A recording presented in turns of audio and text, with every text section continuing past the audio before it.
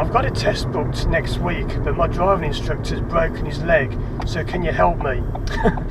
That's one of the funniest emails I ever get, and I have this all the time, you know. I've had 3 in the last 2 weeks, where people have emailed me saying their instructor's broken the leg, can I help them out? Well, I mean, it's pretty obvious, and I can't believe that people don't know this.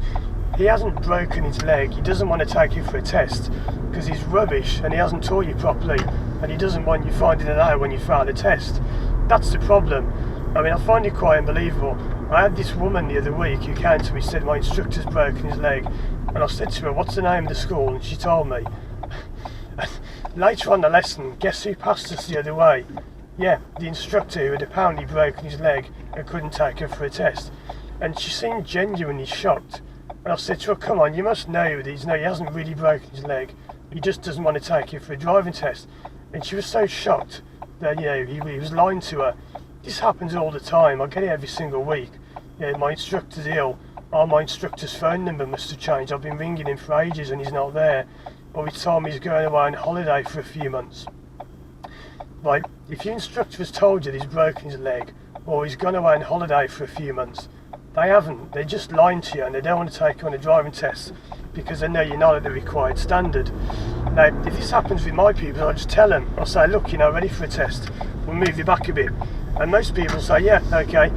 If they don't believe you, you maybe take them and do a mock test and say, look, you know, we're going to do a mock test and I'll prove to you that you're not ready for a driving test, and I'm not going to fix it, I'm just going to do it, and I'll give you a logical, clear explanation at the end as to why you didn't pass. And at the end of it, most people say, yeah, okay, I'll get it now, I'm not ready, I'll move my test back. But there are instructors out there who, for whatever reason, I never know why this is, they're either too scared to tell pupils to move the test back, or they just know the teaching is rubbish and they know that when they go for a test that's going to be highlighted, and they just make up this rubbish about breaking the leg or whatever. You know, there are instructors out there who never ever take pupils for driving tests. I've met one who's been doing it for over 10 years. He's never taken anyone for a test. Why? Because he knows he's not doing it properly. And I know you might say, oh well, that's not good to say. It's true. There are instructors out there who have got no intention of ever taking anyone on a driving test. There are no checkups done, you know. Now this is something I find quite funny. The DVSA make no checks whatsoever on whether instructors are actually taking people for tests. So it's quite easy to teach people and then just dump them before the test, and you never have the hassle of taking anyone for a driving test. So yeah, there you go. If your instructor has apparently broken his leg, moved abroad, won the lottery, all these are excuses I've heard before, they're talking rubbish.